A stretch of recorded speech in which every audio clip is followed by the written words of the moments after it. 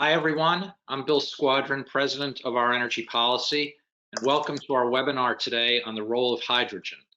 We have a phenomenal panel who will be speaking to this in just a couple of minutes. And before we dive in, first of all, I'd like to call all of your attention to the questions bar on the right, because we look forward to taking your questions in the last part of the hour. And if you do have questions, please type them in and submit them, and we will get to as many as we possibly can at the latter part of the hour. As you know, this is our Energy Policy's bi-weekly webinar series. I urge all of you to go to our website, participate in the online discussions that OEP hosts, as well as using our resource library. And before we get to it, I'd particularly like to thank my co-host, Shepard Mullen, for co-hosting this webinar today with us. And also, of course, thank our partners, API, Bracewell, Con Edison, the Electric Power Supply Association, the Clean Fight by New Energy Nexus, New York, Grace Richardson Fund, National Grid, US Grid, Schiff Hardin, and the J.M. Kaplan Fund. We're very grateful to our partners for their support of this series, and particularly from BP, which is the underwriter of the series. So I'm now going to turn it over to our moderator, Gail Suchman, a partner at the firm of Shepard Mullen, a leading expert in energy and environmental law for the last 3 decades, former Assistant Attorney General in the Environmental Protection Bureau, State of New York. And Gail, I'm happy to turn it over to you and our distinguished panel to begin the conversation. Gail. Thank you so much, Bill, and welcome all. As many of you know, the Biden administration's energy policy includes a pledge for $2 trillion of investment in clean energy, and the development of green hydrogen is listed in that plan as a priority. Hydrogen fuel has been discussed for years as having great potential as a fuel for electricity production, transportation fuel, and for industrial applications. Hydrogen fuel can be produced from a variety of resources, including natural gas, nuclear power, biomass, solar, and wind. Just so happens that BP, partner of OEP, announced a few days ago that it will be building the largest hydrogen production plant in the UK, fueled by natural gas with carbon capture and storage in the North Sea. The combustion, if you remember from your chemistry class, the combustion of hydrogen with oxygen produces only water. So now, with the world's march towards a more decarbonized future, the discussion around hydrogen is more prevalent than ever.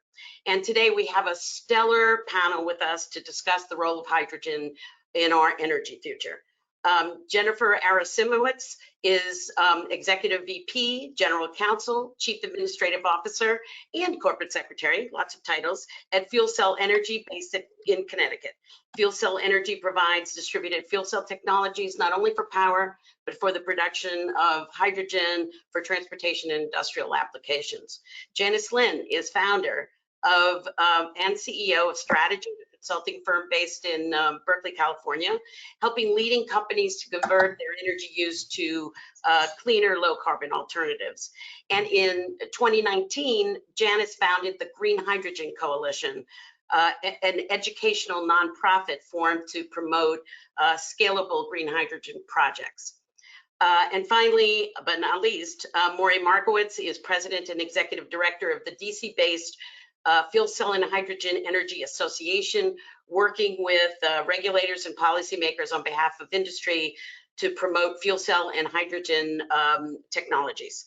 So let's go right to the panel, and I'd like to ask each of them to spend 2 to 3 minutes discussing what they see as the value of hydrogen for our energy future. Let's start with Maury, and then we'll go to Janice and Jennifer. Maury, you're on mute. Thanks a lot, Gail, and thanks for having us at this event. First, let me give you a brief description and your audience of FCHA, which is the National Trade Association representing nearly 50 leading companies and organizations that are advancing innovative, clean, safe, and reliable energy technologies and solutions. FCHA's members represent the full supply chain of the fuel cell and hydrogen industry, including automakers, industrial gas companies, fuel cell system manufacturers, component suppliers, and more. Collectively, our members employ hundreds of thousands of people across the country. And in fact, we're proud that FCE is one of our members who are participating here. To talk about the future of hydrogen, it couldn't be any brighter.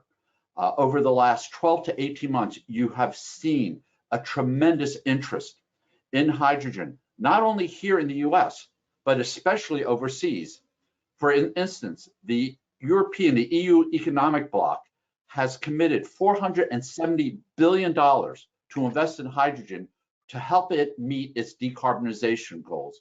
Japan, Korea, China have also committed to billions and billions of dollars in an effort to use hydrogen over its entire energy spectrum to help meet its decarbonization goals and even energy independence goals. So we see the future as being very bright. And here in the United States, the new administration has taken note of what is happening overseas and has actually made sure that hydrogen is part of the solution for decarbonization and climate change policy goals. There is no one simple answer that's going to get us to meet our climate change challenges, but however, it's going to take a collection of strategies, technologies, and energy forms for us to meet those goals that we need to reach by 2050. Thanks. Janice? Thanks, Gail. It's really great to join you today. So just a quick intro about who the GHC is. The Green Hydrogen Coalition is a newly formed in 2019 501c3 educational nonprofit. And our mission is to facilitate policies and practices to advance green hydrogen production and use at scale to achieve multi-sectoral decarbonization. So just to open my remarks, I'd like to start by saying green hydrogen is a game changer in our fight against climate change, because it'll enable decarbonization of difficult to decarbonize sectors that are not easily electrified, and importantly, an affordable and responsible transition. How is this possible? I have three primary reasons to share with you. Then I'll look forward to the discussion. First, green hydrogen is a great way to electrify and decarbonize our fuel supply, meaning we can convert, say, low-cost wind and solar into a flexible zero-carbon fuel that can displace many fossil fuel applications, increasing reliability, resiliency, fuel diversity. Last year, for example, California curtailed more than 1.5 billion kilowatt hours of wind and solar. Using off-the-shelf technology, that amount of curtailed wind and solar would have produced enough green hydrogen to fuel 200,000 fuel cell EVs for an entire year, just for perspective. Also, green hydrogen can be used as an effective bulk storage solution for achieving 100% renewable electricity in the power sector. And as a flexible resource, it can be used to displace fossil fuels in transportation, industrial heat applications, and one of my personal favorites, existing use of gray hydrogen made from fossil fuels, a very mature industry, and that's used primarily for ammonia and oil refining. So that was my first reason. Secondly, with green hydrogen, we can repurpose valuable existing infrastructure for an affordable transition. As an example, the Los Angeles Department of Water and Power is in the process of converting its last remaining coal plant, the Intermountain Power Project, which is located, by the way, in central Utah, to a combined cycle hydrogen turbine. IPP will commence its operations summer of 2025 with a 30% green hydrogen blend. The balance will be natural gas, but they will be increasing that blend to 100% on or before 2045. Just so you know, IPP is the largest green hydrogen project in North America today, and it'll enable affordable, dispatchable, renewable electricity and reliability for the residents of LA and many other customers in the area. And remember that green hydrogen can be also transported via existing natural gas pipelines, both as a blend, and we can also, there are, I think, 1,600 miles of hydrogen pipeline in commercial operation today in this country. So the use of that existing infrastructure makes it affordable. And then the last reason, anytime we're talking about infrastructure and new large project development, remember that green hydrogen's a tremendous economic development and job creation opportunity for our country. As Maury mentioned, many countries around the world are vying to become the leading hydrogen producer globally. Australia, Chile, Spain, Saudi Arabia. I want that top producer to be the United States.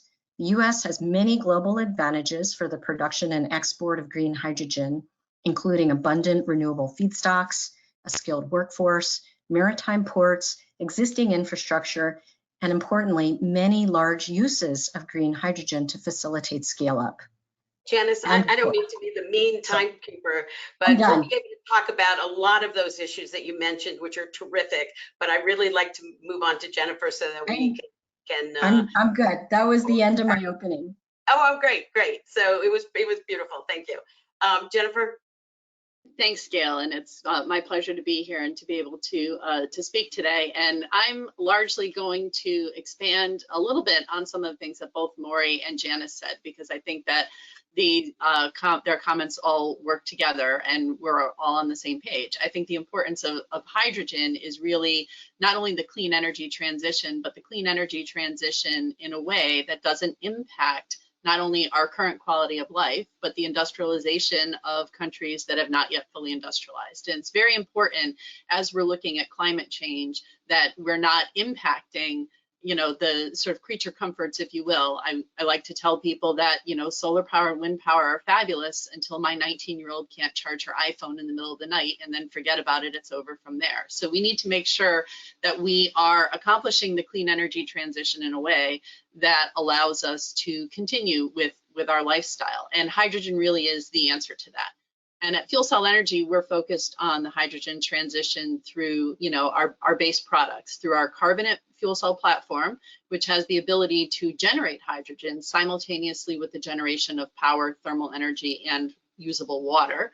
And that's important because obviously doing power and heat and having the ability to fuel vehicles in addition to EV charging is critical to the decarbonization of our economy. And then also through our solid oxide platform, which has the ability to operate in electrolysis and what we call reverse electrolysis mode. So we can take through our solid oxide platform some of that excess solar and wind power that Janice talked about, and rather than curtail it, we can, through electrolysis, turn that into hydrogen, store it, and then in the night, so my daughter can charge her iPhone, we can take that hydrogen out of the tank, run it back through the fuel cell in reverse mode, and generate electricity. And that also works with nuclear power as well, as we're doing a demonstration project with Idaho National Labs. So we see the future of the hydrogen economy very bright. And like Janice mentioned, we're also very focused on ensuring that the United States really is not only a leader in the production of hydrogen, but in the technology and in the manufacturing. This is a real opportunity for the United States, being the worldwide headquarters of the 3 largest stationary fuel cell manufacturers, to continue its leadership position in the hydrogen economy and the transition. So Jennifer, tell us how hydrogen is being used specifically, examples of that are in play right now. Sure. I mean, currently, the vast majority of hydrogen is produced through steam methane reforming. And we're looking to transition to cleaner ways of producing hydrogen through electrolysis and with fuel cells. But the main uses of hydrogen are in things like food and beverage production, carbonation of beverages at breweries and you know, soda pop manufacturers. It's used in rocket fuel. It's used to treat metals, to refine petroleum. It's used for fertilizer. And then, of course, the biggest up and coming use of hydrogen is in vehicles, transportation. You know, the two forms of emerging clean transportation are battery operated vehicles, which is great for light duty passenger cars. But if you're going to get into sort of your heavier, your Class 8 trucks, the movement of heavy cargo, and you need range and you need power, hydrogen fuel cell vehicles really are the answer to that transportation challenge. So that's, I believe, the most up and coming use of hydrogen in today's markets. Thank you. We'll talk more about transportation in a minute. I wanted to go back to Janice. Along what you talked about was electrification. So climate advocates argue for massive electrification in order to meet climate change goals. How will hydrogen help in achieving that goal? And can we meet that goal without hydrogen? Yeah, I'm happy to address that. I do want to have a follow-up on your first question about how's hydrogen being used today. I just want to underscore that hydrogen in itself is a very mature global commodity, 100 million metric tons annually globally. I think the US produces about 1/7 of that. And for perspective, I'll just use my home states. I'm calling in from California. The largest use of hydrogen today, and it's all made from fossil fuels, virtually all of it, natural gas, coal or oil. The primary use is in oil refining, and after oil refining, it's making ammonia. In California, we don't make ammonia here, but just for perspective, the production of hydrogen for oil refining, and it's all made from natural gas, represents about 2.6% of our state's greenhouse gas emissions. So it's a very large, mature industry. And I agree that vehicles for transportation is a great application, but it's our view at the GHC that there are other applications that may enable the production of hydrogen to scale more quickly, such as in storage and an alternative to natural gas for electric generation. So, which brings me to your other question, electrification. Electrification is important, and in fact, I like to think about green hydrogen as a means to electrify and decarbonize our fuel supply. And electrolysis of water is a very scalable and low-cost way to produce hydrogen. It's not the only way. And from the GHG standpoint, we support all pathways. But remember that there are certain uses or applications, say, of natural gas, industrial heat, and other uses for particularly fuels, heavy duty, shipping, aviation, that I think are really, really hard to electrify without some sort of decarbonized fuel. And that decarbonized fuel can be hydrogen. I'll stop there. I actually have a follow-up for you. So as I said, do you think that we can meet our climate goals without hydrogen, or is that a necessity that we have to pursue? Yeah, I do not. I think green hydrogen is absolutely key, and it's not just me. I mean, countries all around the world, once they set zero carbon goals. So it's one thing to have a renewable energy goal, say for the power sector, but when you consider many countries around the world, and states are now starting to adopt this, but an economy-wide carbon reduction goal, it is just not possible without a zero carbon fuel and without green hydrogen. Maury, we've been talking about transportation. Can you discuss that a little bit more in detail about how hydrogen fuel can be used as a transportation fuel and what are the prospects for that? Sure, absolutely. First, I like to put it in context. And let me say this. Over the last 90 years, our ground transportation system has relied on two technologies and two infrastructures that are not compatible, but they complement each other. And that's gasoline and diesel. And we see the future of ground transportation to be the same. It would be BEVs where appropriate, and hydrogen fuel cell transportation, which where appropriate. The consumer is going to be the one, whether it's a retail or a commercial user, is going to determine where their application fits best with their needs. We can't forget that over 50%, and this is according to the Union of Concerned Scientists, of the population does not have the capability of recharging at home. So there's going to have to be some sort of mechanism as we zero out our fleet to zero emissions, for people who don't have that capacity to do so. In addition, as Jen had mentioned earlier, Jennifer, that, you know, when it comes to businesses, they focus not on the color or the style of the vehicle, they look at the efficiencies of the vehicle and the dollars and cents. And that means they want to make sure that whatever products they buy to meet these zero emission mandates that are being considered meet their business needs. And in many cases, they cannot afford to have people, given the amount of battery recharging that would be needed in a medium and heavy duty truck, to sit around and wait hours for the vehicle to be recharged so that it could then go on and meet its commercial needs. And I was going to say, but aren't the major car companies and fleet companies looking just towards EV, electric vehicles? They are. And you know what? A fuel cell is an electric vehicle. The only difference between a fuel cell electric vehicle and a battery electric vehicle is where the energy is stored or produced. In a battery electric vehicle, the dynamics of the vehicle is that it's stored in a battery. In a fuel cell electric vehicle, the motors, everything else of the vehicle is identical. It's just that the fuel cell electric vehicle produces the electricity on board, which makes it actually a bit more efficient.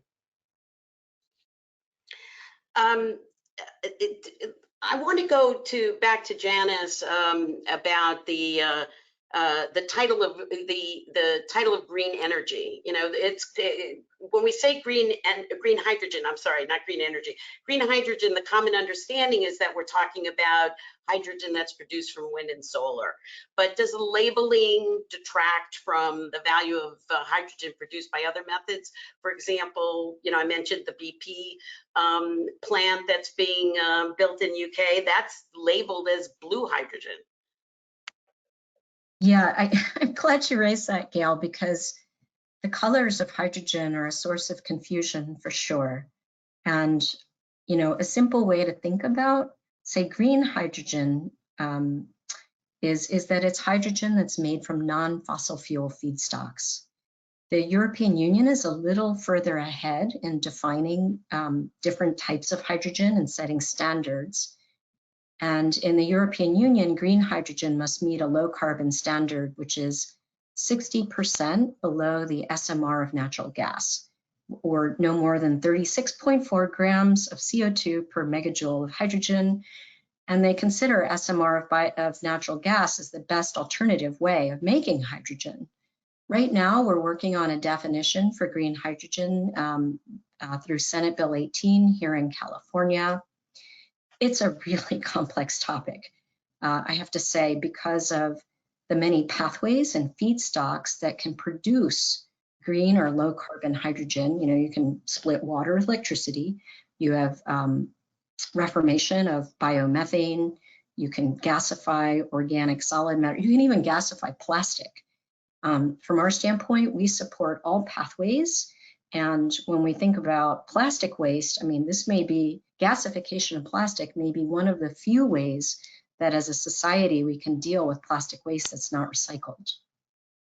And the last thing I'll say is, while we're all about green, we support blue hydrogen. We need all of the above. The goal is decarbonizing the planet, and the task before us is vast. Our view is that in the long term, green hydrogen will be cheaper, but if we can do blue hydrogen today, great. I want to move to economics, Jennifer, and talk about the cost of producing hydrogen and using hydrogen today. Is it substantially more expensive than traditional energy sources? And if so, when do we expect the cost to come down? Sure, Gail. Just very quickly, before I address that, I want to just follow up on your last question, one thing that Janice said, because from Fuel Cell Energy's standpoint, we're not in favor of the labeling system. We think that what really should be looked at is the impact. And, what are you displacing? As Janice mentioned, are you gasifying plastic and solving another problem? Or even, one of the ways that we produce hydrogen is through the reformation of biofuel. So if you look at a wastewater treatment plant, how are they disposing of their methane now? They're flaring it. And you're getting NOx, you're getting SOx, you're getting particulate emissions. Where if you can take that biomethane and reform it into hydrogen or produce electricity, you may be emitting a little bit of carbon dioxide, but it's a heck of a lot less than when it was being flared, and you're avoiding NOx and SOx and particulates. So I think it's very important, you know, if people are going to throw labels around, to understand that ultimately we're looking at the impact and the goal. And, you know, following up on another conversation or comment that Janice made about, you know, the importance of all forms of hydrogen, including blue hydrogen. Right now, hydrogen, the way it's produced, is probably the, you know, equivalent of diesel, but it's not green hydrogen. Green hydrogen is very, very expensive. You know, you can look at about, you know, $4 to $6 a kilogram for hydrogen produced via SMR, as compared to green hydrogen that I've seen as high as $18 and $20 a kilogram. Will that cost come down? Absolutely. But you can produce hydrogen in other ways, blue hydrogen with carbon capture, or, you know, as we mentioned, biomethane reforming, and you can be somewhere in the middle. You can be in the $8 to $10 a kilogram range. And what that allows you to do is affect a meaningful transition. We're not going to be able to jump from where we are today straight to green hydrogen. It's not economical. There's not enough of it, and it's just going to leave a gaping hole. But if we look at this as a transition, and the energy transition is a transition, you can move from the current, you know, steam methane reforming and some of the ways that hydrogen is produced today, and as long as you're making improvements along the way with the ultimate goal to getting to a fully decarbonized product, to our mind, that's really the way to progress. Can I jump in here on the economic scale? So I think I might have different sources than Jennifer. In the US, I think of SMR, of gray hydrogen, as being much cheaper than $4 to $6 a kilogram. And for that, remember, there's many ways to produce green hydrogen, and to do them at very large scale. And that's the challenge, is how do you do it at large scale? And I'll give you a couple of examples. So the project I mentioned earlier, the conversion of Intermountain power projects, the largest green hydrogen project in North America. When IPP is fully converted to 100% green hydrogen instead of gas, natural gas, remember it started out as a coal plant, it's getting converted to a combustion turbine, it will require 277 million kilograms per year. That's a lot of green hydrogen. When it's commissioned, it'll be 30% green hydrogen, which is a lot. What is that? That's a 1/3 of 200, you know, it's more than almost 100 million kilograms per year. And with that volume on today's technology, there is a pathway to achieve about $3.75 a kilogram. And this is electrolytically produced green hydrogen for that project. So that's pretty good.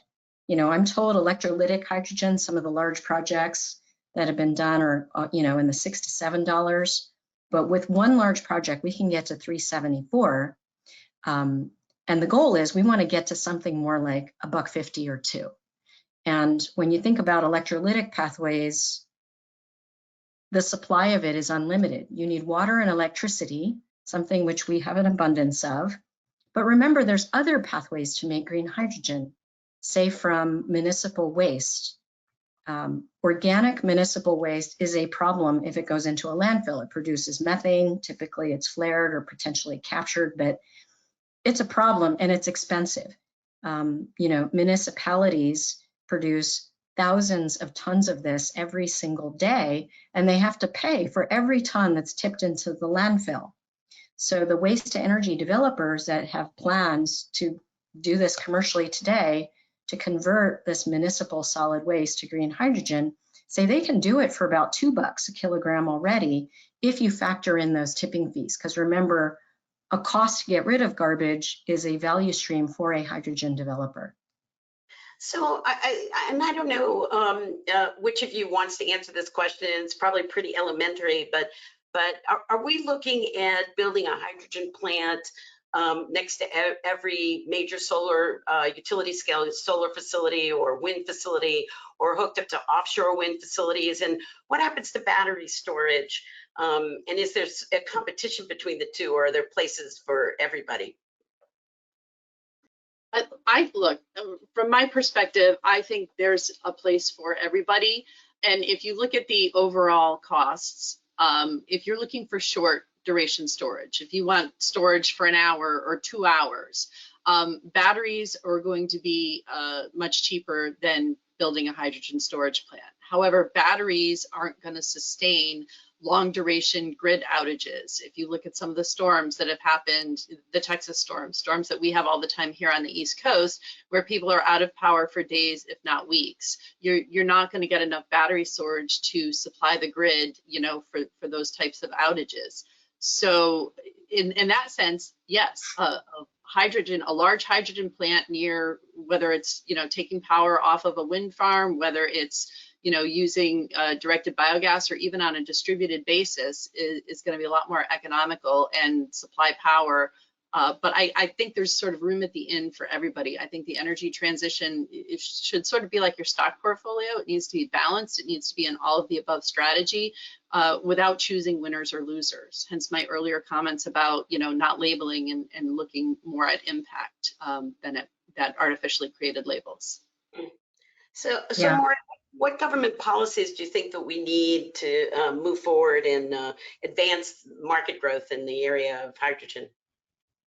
So first of all, speaking for the national government, we have to make sure that whatever policies are enacted, they are done in a time frame that provides certainty, not only for the industry, but also for the investment community and for customers.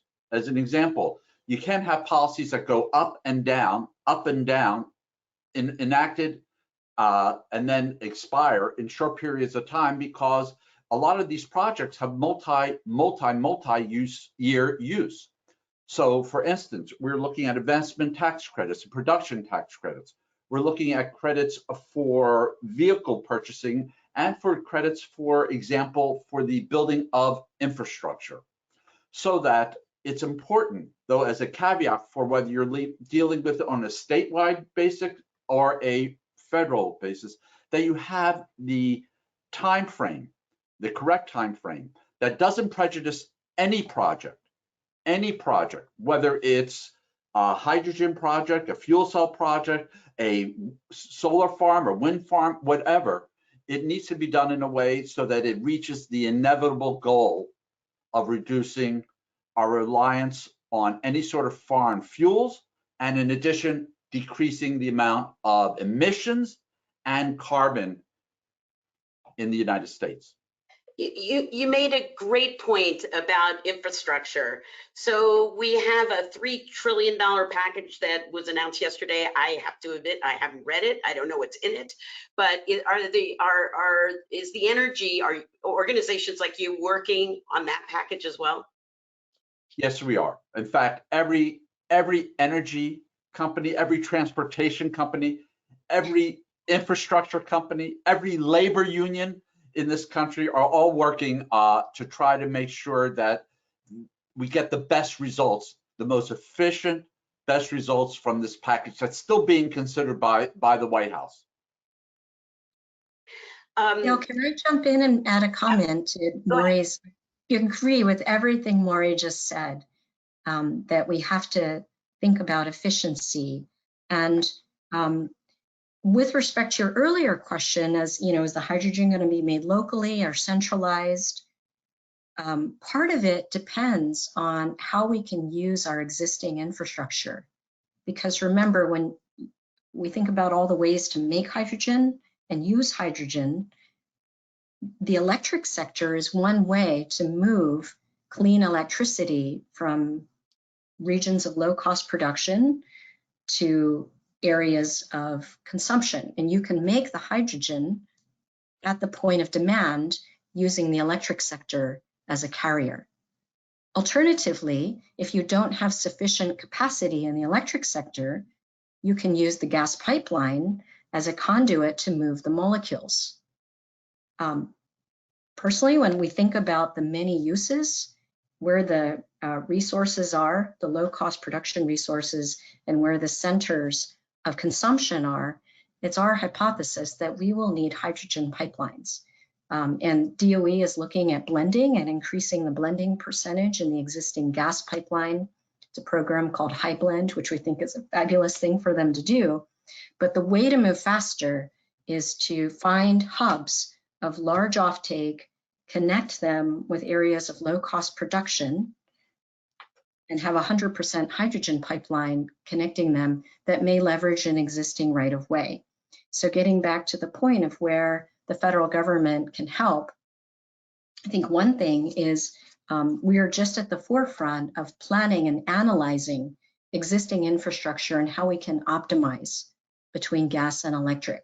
And when we think about the energy load that we're electrifying and, you know, displacing transportation fuels and, you know, coking coal and steel and all these industries, that's really large. And my prediction is the electric sector is not going to be enough. So one of the ways that I'm hoping that the infrastructure spending will do is not only help us get going with some of this new infrastructure, storage as well, because, you know, a pipeline is helpful and it has some storage, but you're going to need a buffer. Just like we have underground natural gas and above ground natural gas storage, we're going to need the same thing for hydrogen, and not just at oil refineries. So that's the other thing I'd like to add. And another thing that is just the modeling, looking at system optimization and modeling the trade-offs for consumers. So Jennifer, what kind of governmental policies, you know, local, state, federal, do you need to expand your company? Since you're the person on this panel that's actually building fuel cells and producing hydrogen. Yeah, well, like Maury said, it's important that whatever policies are there are stable and long-term, and we're not, you know, focusing on the ups and downs. Infrastructure policy is huge. You know, we produce hydrogen for vehicles, for vehicle fueling. We're in the process of building a plant at the Port of Long Beach in California. But, you know, before you get sort of wide adoption of hydrogen-fueled vehicles, there's got to be places where people can drive their cars and fill up. You know, we have a little bit of a chicken and egg problem. You know, what comes first, the mass adoption of hydrogen vehicles or the fueling infrastructure? And that needs to be resolved. It needs to be, I think, consistently resolved. You know, what we have now is a hodgepodge of states that have, you know, different ideas about how they're going to advance the hydrogen economy and putting different policies in place. And I think, you know, what would really benefit the industry would be a cohesive federal overlay to sort of guide the process, sort of along the lines of what the European Union is doing and what we're seeing in some of the Asian countries, who frankly are pretty far ahead of the United States. And then just support, you know, support for especially American manufacturers. We're a US-based manufacturer. Our supply chain is 87% domestically sourced. So, you know, when we're competing against some of the foreign technologies that are produced in far cheaper places that, you know, don't have a lot of the strict, you know, employment policies and social governance policies that the US has, that needs to be factored into the mix as well. And there should be I think, a strong preference for, you know, domestically sourced and domestically produced technologies that can help us transition. I have a very quick follow-up. In your Long Beach project, what kind of vehicles are you talking about? Fleet vehicles, distribution vehicles, trucks? So the Long Beach project is actually a mix of both. It's at the Port of Long Beach, and it's where Toyota brings in their Mirai fuel cell vehicles. So we are installing one of our carbonate fuel cell platforms that will be fueled with directed biogas, biomethane, that comes from mostly wastewater treatment plants in Central Valley Dairy. And that will produce electricity for the port operations with some excess electricity going to the grid. It will provide water, clean water, for the car washing operations at the port. And it will fuel both the Mirai passenger cars as they come off the boat, but it will also fuel some of the Class 8 trucks that go between the Port of Long Beach and the Port of Los Angeles, which that corridor, the air quality in that corridor right now is not exactly stellar. So, you know, we're going to be taking diesel emissions from truck traffic out of the mix by fueling fuel cell Class 8 trucks. Maury, do you know what the percentages of automobiles that are coming in, fuel cell vehicles? Well, right now, none? Or... No. Right now they're only being sold and leased in California because of the zero-emission vehicle mandate. I have to say that the United States is the leading market right now as far as California is concerned with the sale of these vehicles. But to get to some of the areas that we were talking about, not only in transportation, you know, when you talk about port operations, you cannot just limit your thinking just to cars, light vehicles, medium vehicles, heavy duty vehicles.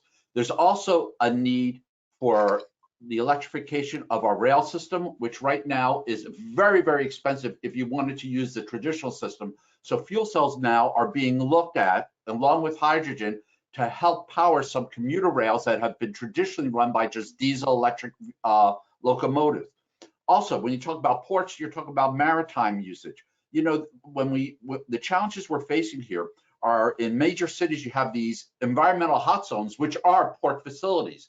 And unfortunately, we tie that into where people live, and they tend to live along those routes. So you have an environmental justice issue that comes about, that we have an imperative need to address those challenges. And it turns out that hydrogen, energy, and fuel cell technology is a perfect solution when you deal with an integrated approach, such as what they're doing in Long Beach. It's really important to note that whatever we do, we need to do it in an integrated manner. It cannot just be used as a one-off here, one-off there. It's going to be needed to be done as an integrated approach, like what's being done in Long Beach and other places. It's going to include electrification, that's for sure. But I have to tell you that, and this is part of what Jennifer's company does, I used to work in the electric utility industry, and I could tell you how challenging it is to expand the grid and to build additional distribution lines across the country in various neighborhoods. So I believe also in something that we haven't talked about, what an important role fuel cells will be playing in the distributed generation capacity of this country, whether it's in data centers or in inner cities where you need to grow capacity, but you cannot get that distribution or grid out there. So that's also going to play a role that we haven't talked about, but it's extraordinarily important. Thank you for that. Apologies to cut you off there, Gail. This is Kevin with Our Energy Policy. Thank you so much to our panelists and to Gail for the moderation.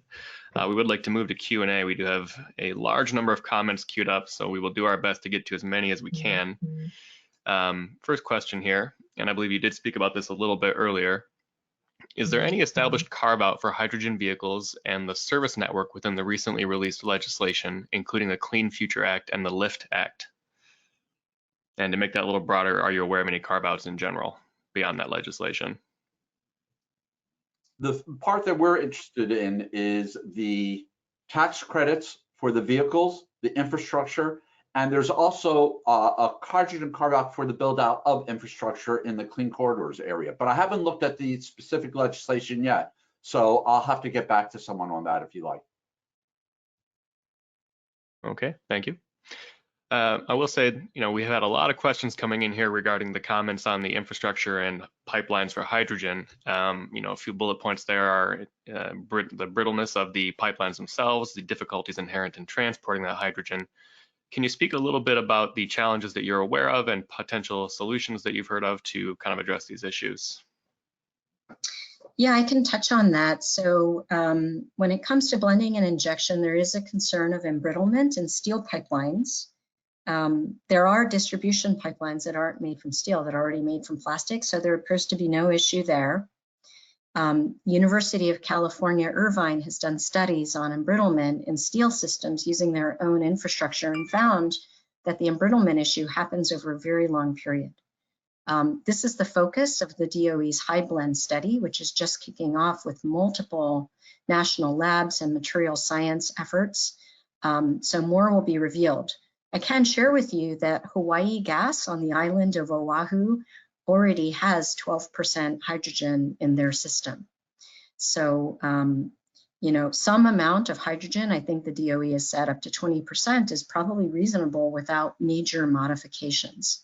And as I mentioned earlier, we have, the US has the most hydrogen pipeline of any country in the world, more than 1,600 miles. So the use of 100% hydrogen pipelines is well known, it's studied, there's safety mechanisms and standards already in place. Thank you for that. If you any other panelists have anything to add, we're open to that as well, or we can move on here. Great. Following question is regarding the efficiency of hydrogen. I keep hearing the problem with hydrogen is energy lost in making and turning H2 back into electricity. What are the loss rates and how do they compare to energy losses in long duration energy storage, such as flow batteries? Well, I can talk about the efficiency from the way that we make hydrogen through reverse electrolysis, which actually, if you can utilize the thermal coming off of the fuel cell, we can actually achieve 100% efficiency. So it's, again, depending on the mechanism that you use, we find that we are far more efficient than a flow battery because you're using multiple outputs from the fuel cell in various different applications. And I'd just like to add that depending on your comparison, for instance, and depending on where you live, again, is, you know, depending on the source of the fuel that's generating your grid electricity, the efficiencies vary greatly. But given the efficiency of the fuel cell technology itself in a distributed manner, it is as efficient as you can really get based on anything you have now on the grid. So you're dealing with, there is no grid right now and no system that's 100% renewable. Depending on where you live, it could be 50% nuclear, it could be 50% hydro, it could be 80% coal and natural gas or 90% coal and natural gas. So it's really a question that's very, very difficult to answer as a national answer. I'd like to touch on efficiency as well and just remind folks that efficiency is just one key metric in the overall value proposition. And efficiency was really a big concern years ago when renewable electricity was 20 cents a kilowatt hour. But now on the margin, when it's a couple cents or sometimes negatively priced, efficiency is less of a driver on the overall economics.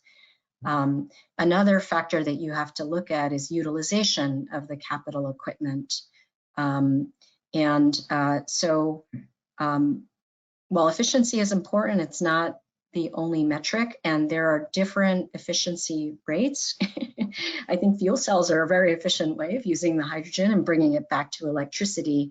And to the point about comparison to long duration storage, I think of it as a little bit of an apple and an orange, say with a flow battery, because the time scale that you can store green hydrogen is much longer. For example, with green hydrogen, you can store the energy for days, weeks, months, and seasons, and not have that energy degrade like some liquid fuels. Gasoline and diesel, after time, they go bad. Hydrogen, once you store it, it can sit there indefinitely and still be just as fresh as the day you put it in when you want to use it later. You know, I just wanted to add that hydrogen actually maximizes the efficiency and the utilization of renewables, and that's how it needs to be really looked at. Because if you have hydrogen storage, you're able to then utilize and not have to build the necessary fossil fueled or other backup generation that you need when the sun doesn't shine and the wind doesn't blow. So I look at the argument more being of how, as a positive, of how hydrogen actually maximizes the efficiency and utilization of renewables of all kinds. And to build on that thought, Maury and I are having this like Vulcan mind melt thing here. It's not only maximizing the utilization and efficiency of wind and solar, but it's also a way to optimize the efficiency of our existing infrastructure. So where we have extra capacity in the electric infrastructure, we can use it to move renewable electrons to make a fuel for, say, a fueling station somewhere else. Or where we don't have electric efficiency, we can use capacity in the gas pipeline as well. So that trade-off between different infrastructures and how to integrate, I think that's what you mentioned earlier, Maury, it's about the integration, is a brave new frontier.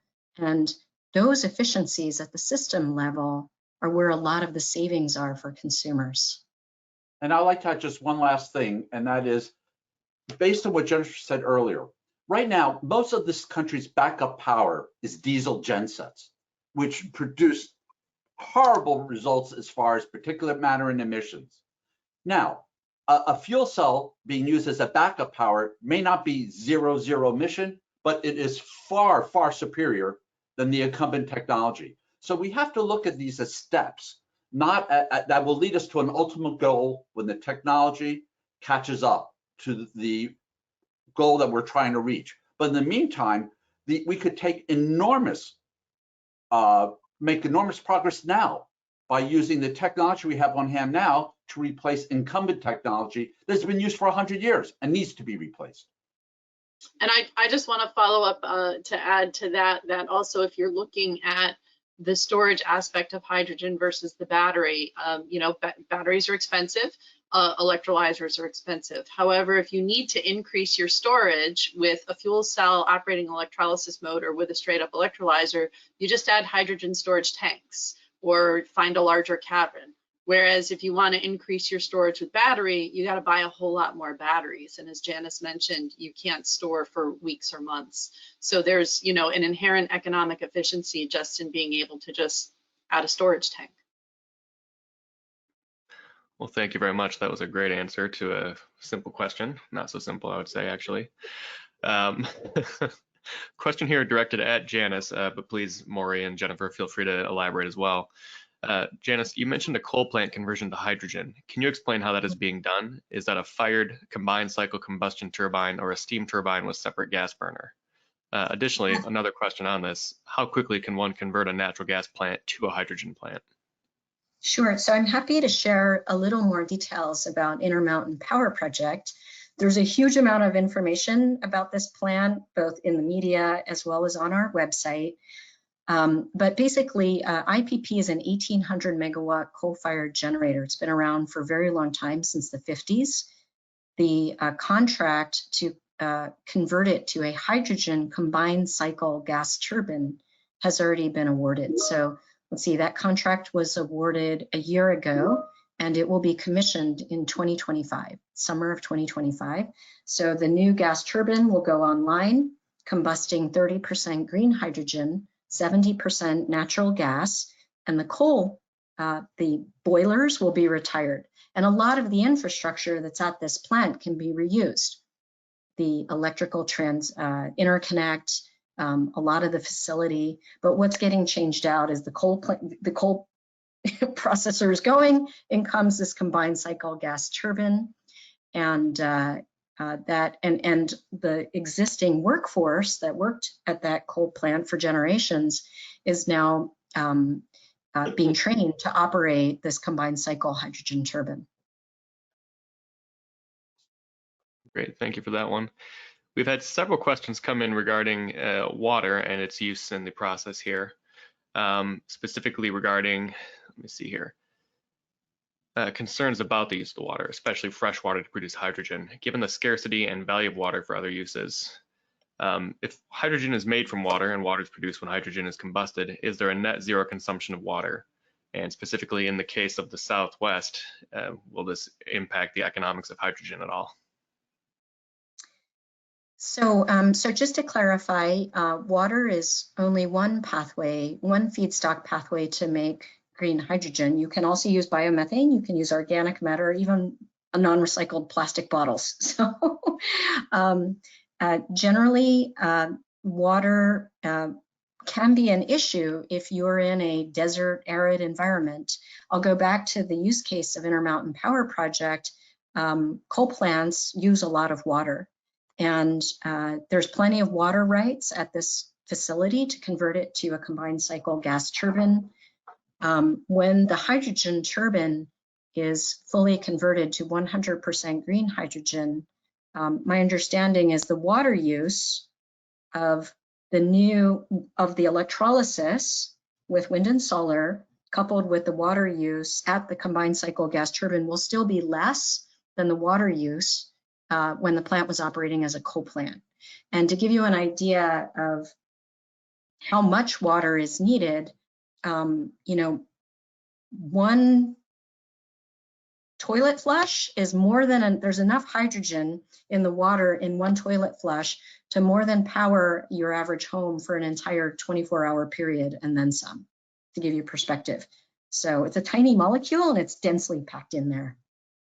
You know, I think what the question is a really good question, you know, and it ties back actually to the question of what color is hydrogen, because when you talk about the discussion about renewables, in some jurisdictions, hydro is considered a renewable, or else they would never be able to meet the renewable portfolio standards.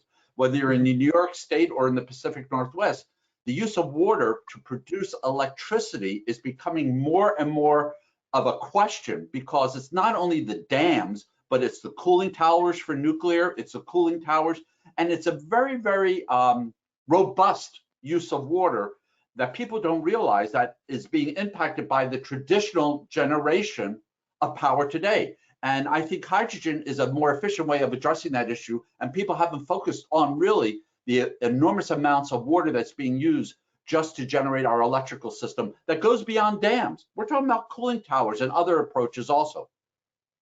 And I'll just add to that, that the way there are other, as Janice mentioned, other ways to produce hydrogen. And if you use a carbonate fuel cell platform, as I mentioned with respect to the Long Beach project, we actually generate excess water.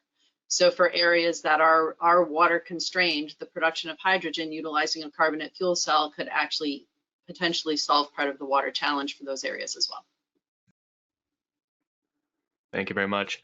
Few questions have come in regarding hydrogen's use in transportation, which we did talk a little bit about earlier. So given that hydrogen fuel cell vehicles use more renewable energy per mile than a battery electric vehicle, what would you say are the main reasons to promote the use of hydrogen for passenger vehicles? And to follow on, do you see strong interest from petrol companies to update their fuel stations with hydrogen? I'll take that one initially, and that is, first of all, no policy will be successful unless you have the products that the consumer wants to buy. I've gone through this. If you recall our transition from incandescent bulbs to CFLs, a lot of the utilities were actually giving the CFLs away, and customers still didn't want them because of various cosmetic or performance issues. And it wasn't until LEDs came around that people felt comfortable with it. So that if you don't have the ability to charge at home, that is a chilling impact on the ability for a customer to buy a BEV. And I'm not slamming BEVs, I'm just saying these are the chilling effects. If it's one vehicle home, that's another chilling effect, because people like to use it for longer trips. That's how they're used to. The key point is that to be successful, the beauty of fuel cell technology and hydrogen energy is that it's currently the only zero emission vehicle technology available now, and actually for the foreseeable future, the next 5-10 years, that totally replicates the current driver's experience of being able to drive a vehicle for 300-400, even more miles, but equally important, to be able to refuel it in just 3 to 5 minutes. And so when you deal in the light vehicle transportation mode, that is going to be a key selling proposition.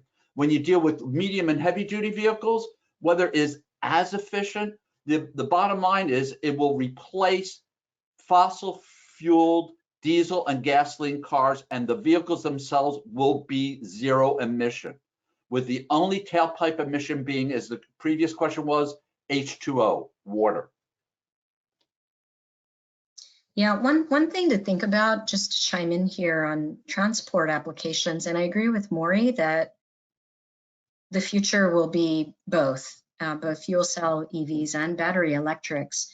Anytime you have a use case for transportation where your utilization is much longer and you don't have downtime to charge, so think a municipal bus or long haul trucking where you're just going for many hours in the day, and coupled with needing to have payload, right? So you need to have space on your vehicle to carry heavy things.